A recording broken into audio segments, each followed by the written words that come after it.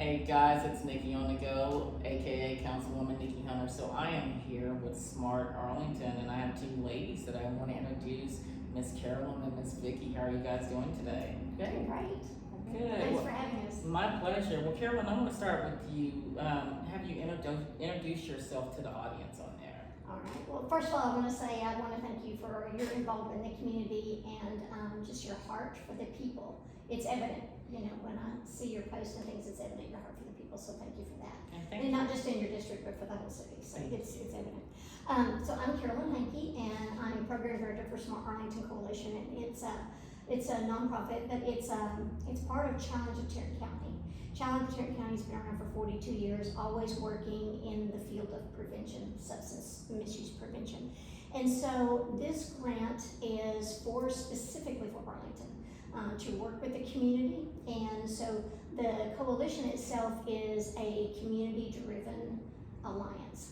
And so we have several organizations and people involved in the organization. We have UTA, who's been a partner for many years. SMART Arlington actually existed from 2014 to 2024, but it was under a federal grant, and it only focused on people under the age of 18.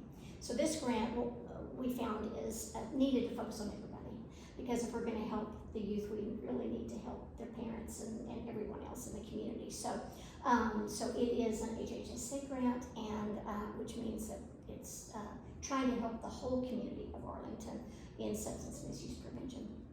I have retired from the for-profit industry and working in psychiatric care, primarily with children, treatment center, and really love that field, saw the resiliency that children have and they want to get better. And so I retired from there in 2018. And then since then I've been working on the nonprofit side, which is totally different.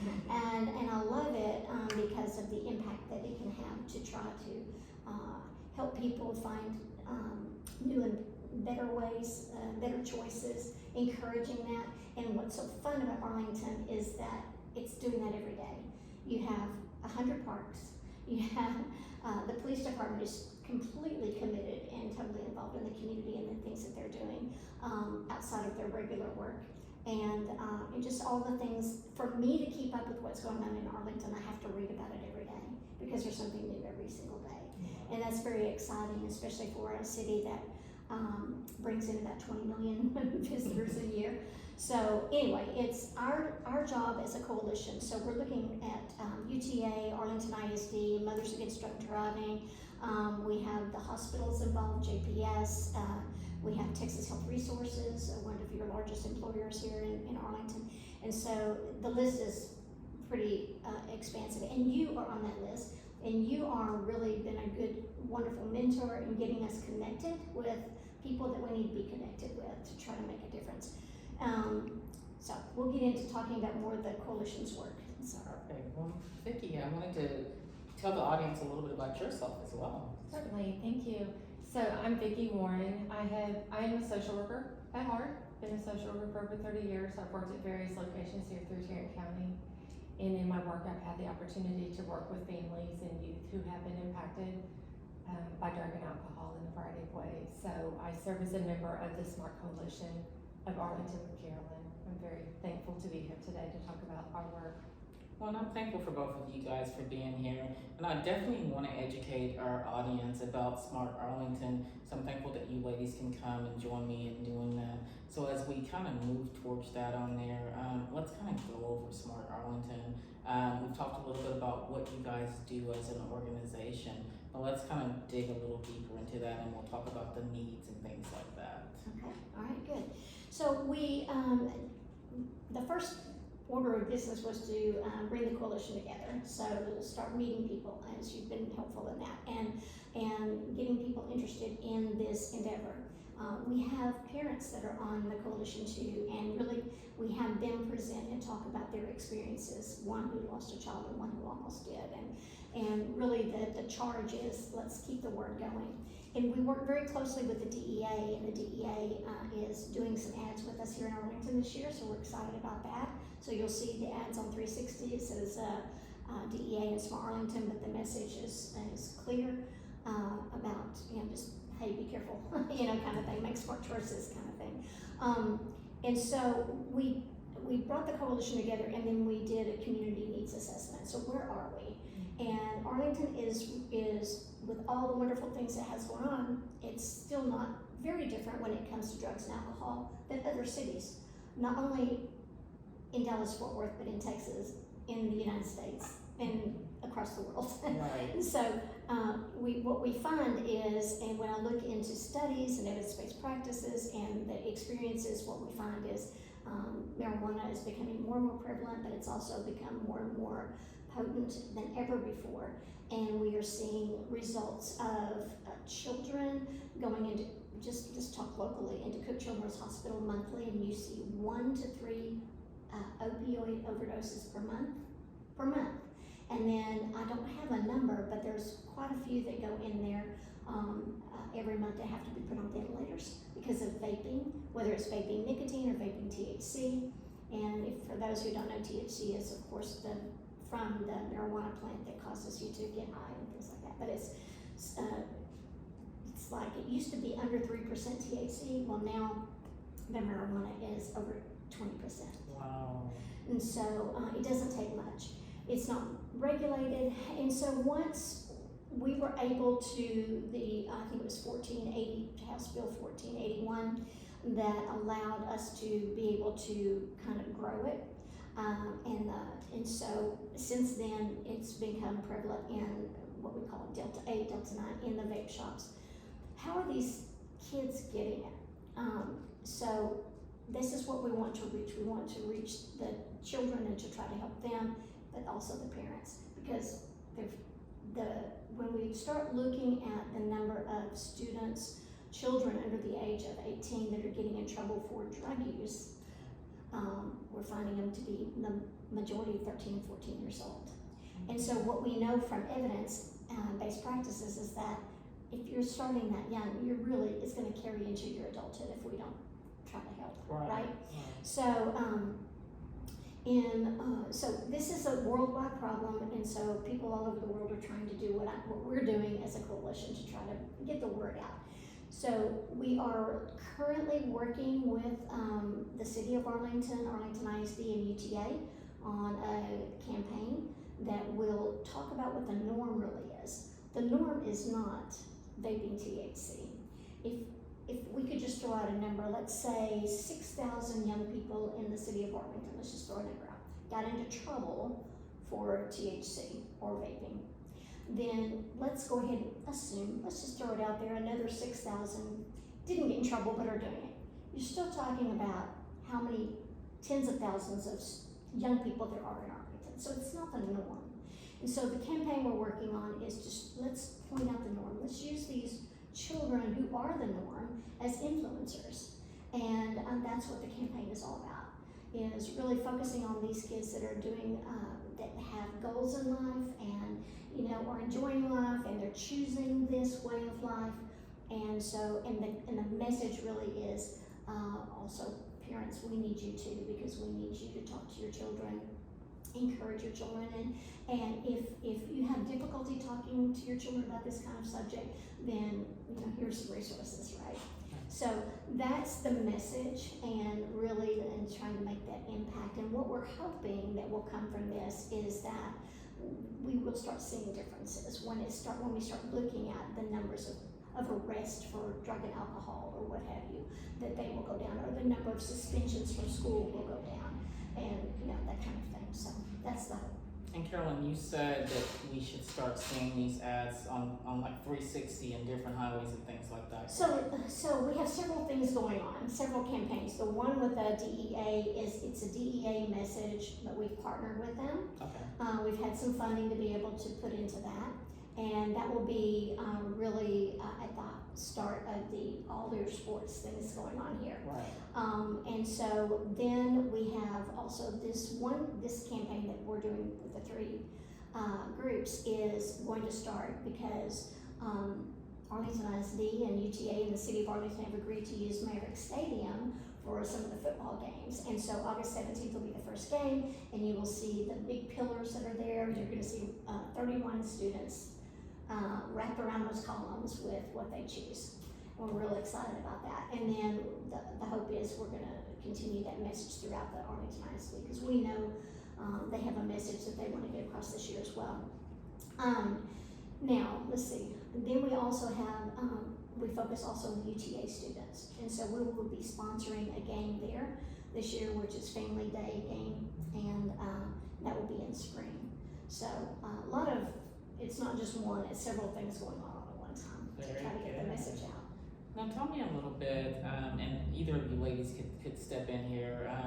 Tell me a little bit about, as a nonprofit, I want to know about the needs that you guys are needing from the community, whether it's information or whatever those needs are. The point of this show is to not only market our nonprofits, but to help out any way that we can for our nonprofits that we have. So can either of you tell me, what are the needs of SMART Arlington Coalition at this point in time? I think part of it is we need additional participation. Trying to influence the choices that young people make requires a lot of input. Having a small group trying to lead the charge is great, but having the participation of different groups across different sectors within the community has the opportunity to be more impactful.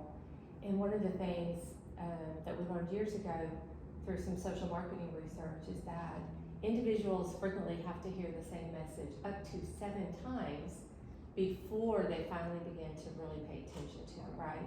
So you have to approach this in a variety of means. In your core message is the same, but sometimes you have to have different tactics. And we need more people to help us to spread those positive messages and be able to talk to our youth about choosing to do something different rather than choosing to turn to drugs or alcohol as a means to cope. Because frequently for a lot of our students, we know that drugs and alcohol is a coping mechanism. It's not traditionally something that they just wake up and choose to do one day. Yes, of course there are peer pressures, and so sometimes to fit in, you're encouraged or influenced in that direction. But a lot of our kiddos who start are also masking. And so it's also having that opportunity for them to know that there are safe people within the community who care, and that there are alternative ways to deal with the hurt inside rather than to mask it with the drug and alcohol use, so that we can reduce the occurrences of students or individuals within community that are coming to the attention of law enforcement, being involved with our legal system, getting in trouble at school or with other organizations that they're engaged in, right? Because we know if they start down that path early, that frequently if you continue and it turns into an addiction, it also causes you to begin seeking, the effects of one substance eventually is not gonna do the trick, right? So you're gonna seek another drug that's gonna be a little more impactful and give you what you need, but once that wears.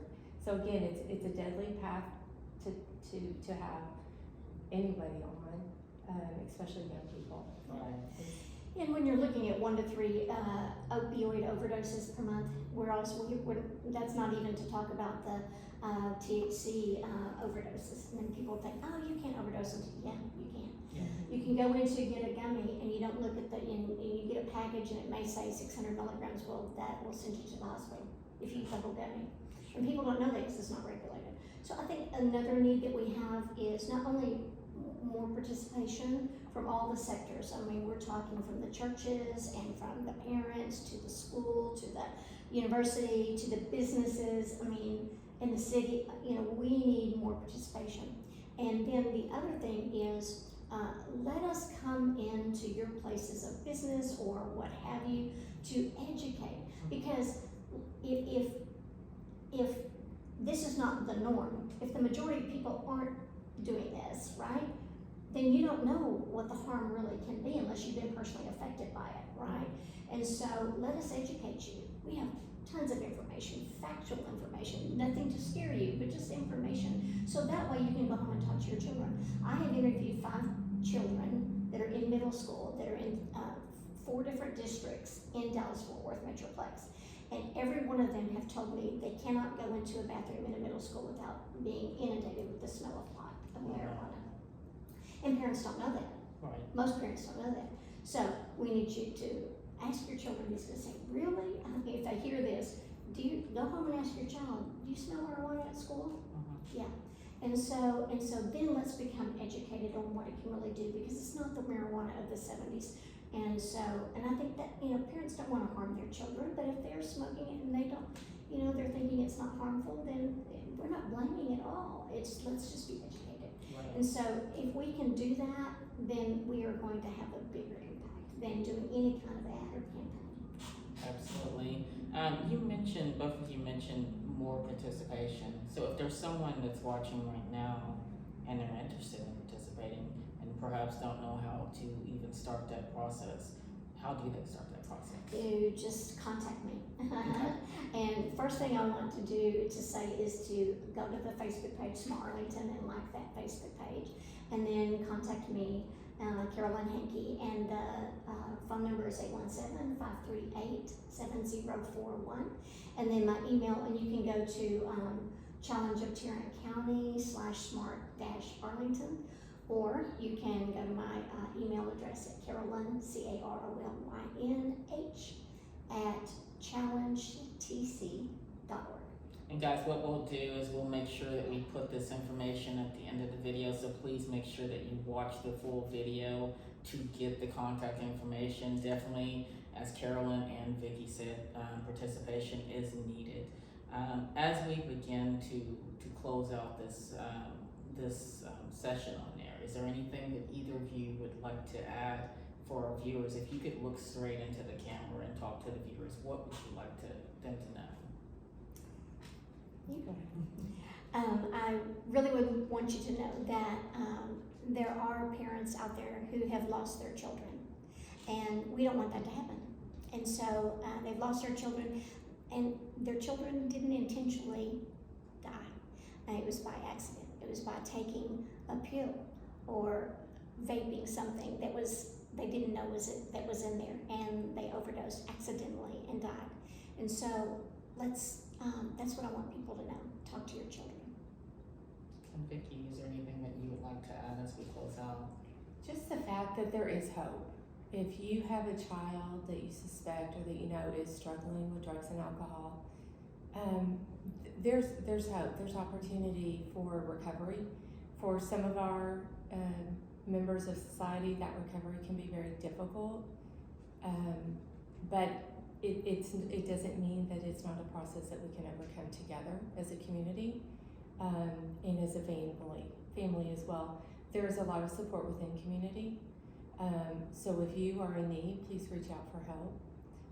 Visit the Challenge of Tarrant County website for some of those resources, and know that you're not alone in that fight, that we're here to stand beside you.